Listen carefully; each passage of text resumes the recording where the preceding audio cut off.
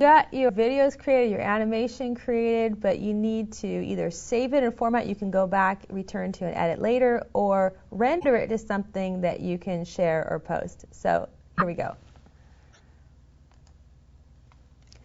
When you have a video file, first of all, you can save it as a Photoshop file. And if you save this as a Photoshop file, it means that all of these groups and layers are preserved, so you can come back at another time and continue to edit on the work that you've done here. And all those assets are available for you at any time.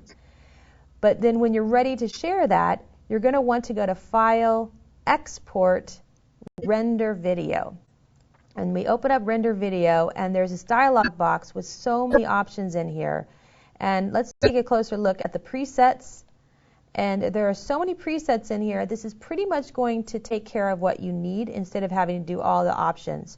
For example, we even have some stuff for YouTube, right, available for us, or some high definition, or even some low quality that we might be putting on a website, or even just a medium quality.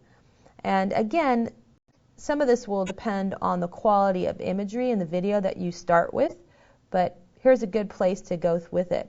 I like the idea of the color manage. It means that automatically all your images, for example, I had this balloon, all of them are going to be in the right color mode for working with on-screen images, the RGB, or specifically the sRGB.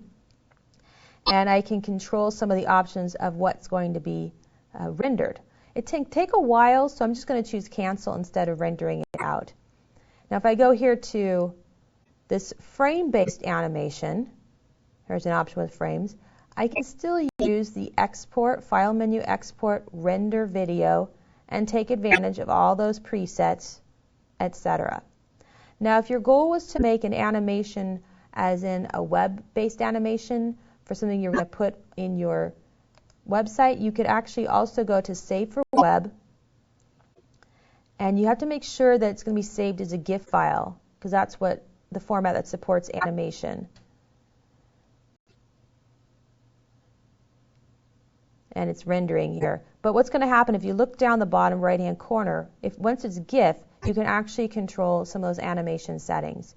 Now one thing you should know about GIF files is they're not really ideal for for a lot of color tones and change. They're better for flat colors and maybe some simple animation. So this particular image, just because it's using the very dynamic color range, would probably not lend itself. It's going to look kind of choppy, as you can see here. But it does support the forever and the looping. And go ahead and cancel that out.